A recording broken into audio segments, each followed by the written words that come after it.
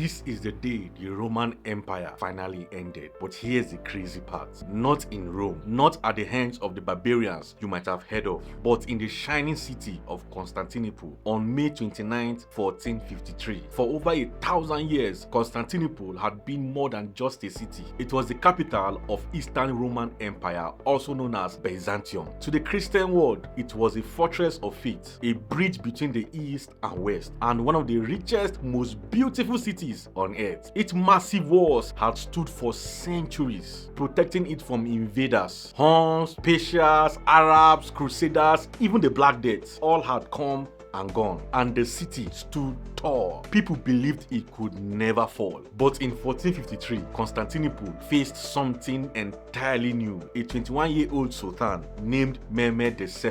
He wasn't just ambitious, he had a dream of making his own empire the most powerful in the world. And at the heart of that dream was taking Constantinople.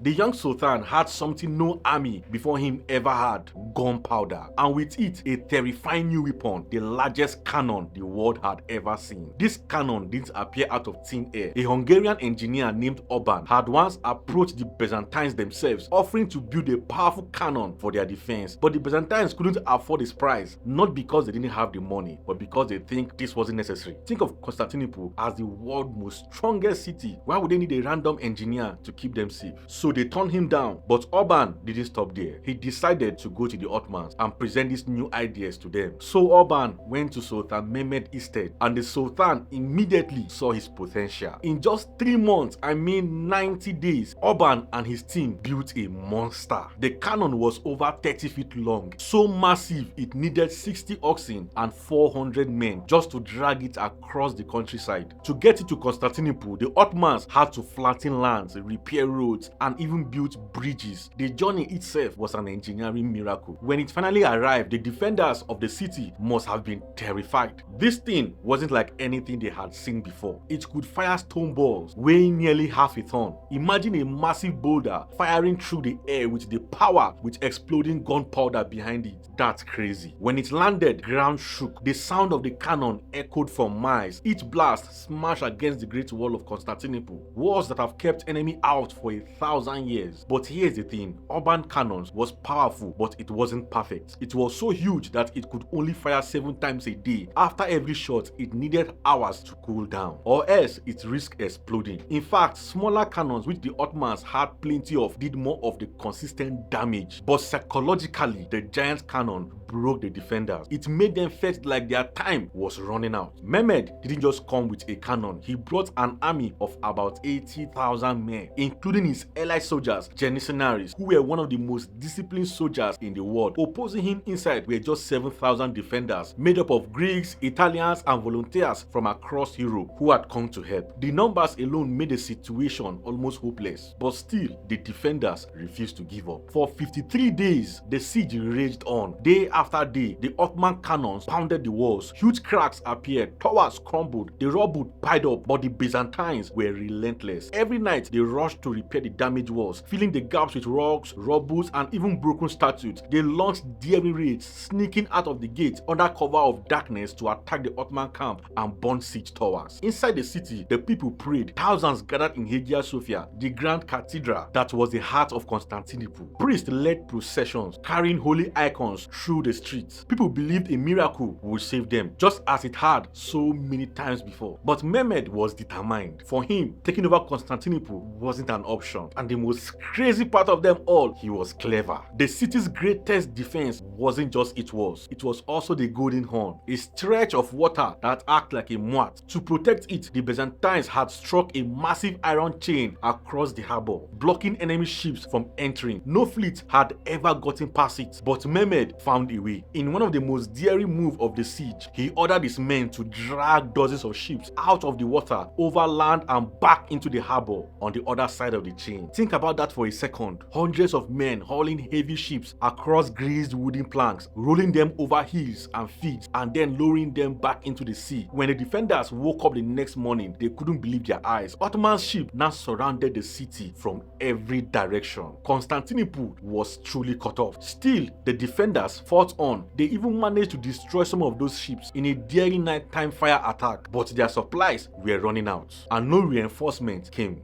The Pope had promised a crusade, but Europe was divided, distraction by its own wars, so the Byzantines were on their own. Finally, on May 29, 1453, Mehmed launched his final assault. Before dawn, waves of soldiers hurled themselves at the walls. First came the irregular troops, then the heavier forces, and finally the Janissaries. The defenders were exhausted but fought bravely, hurling stones, pouring boiling oil, and clashing with swords at the bridges. And then disaster struck. At one section of the wall, a small gate known as the Kakaporta had been left unguarded. Ottoman troops stormed through that and the defense collapsed. The walls that have stood for over 1,000 years were finally broken. In the chaos, Emperor Constantine XI, the last Roman emperor, refused to flee. He threw off his royal insignia, drew his sword, and charged into the battle alongside his men. No one ever saw him again. Some say his body was never found. Others believe he died fighting until the very end, vanishing into legend as the last emperor of Rome. By noon, the Ottomans controlled the city. Mehmed entered Hagia Sophia, the greatest church of the Eastern Christian world, and ordered it converted into a mosque. For the people of Constantinople, it was the end of an era, but for the Ottomans, it was the birth of a new one. The fall of Constantinople wasn't just the fall of a city, it was the fall of an empire that had lasted for more than 1,000 years, but it was also the beginning of something new. Mehmed II, now called the Conqueror, made Constantinople the capital of the Ottoman Empire. He renamed it Istanbul, and it became the greatest city of the Muslim world. But the ripple effect went far beyond. The fall shocked Christian Europe. Trade routes to Asia were now firmly in Ottoman's hands, which pushed European explorers to search for new routes to reach the east. Just decades later, the hunger for new routes would send explorers like Columbus sailing across the Atlantic. The fall also marked the true beginning of the gunpowder age. For centuries, castles and city walls had been the ultimate defense, but now cannons could bring them down in seconds. Warfare would never be the same again. On that single morning in May 1453, the world shifted. The 1,000-year Roman Empire was gone. A new Ottoman Empire rose in its place, and from the ashes of Byzantium, the modern world began to take shape. What a crazy world we live in. If you watch to this point, it means you enjoy what you are doing here. Don't forget to like, comment, and also share this video. See you in the next one, and don't forget, on this channel we post twice a week, Monday and Friday. See you in the next video. I remain Joshua Tejo. Bye for now.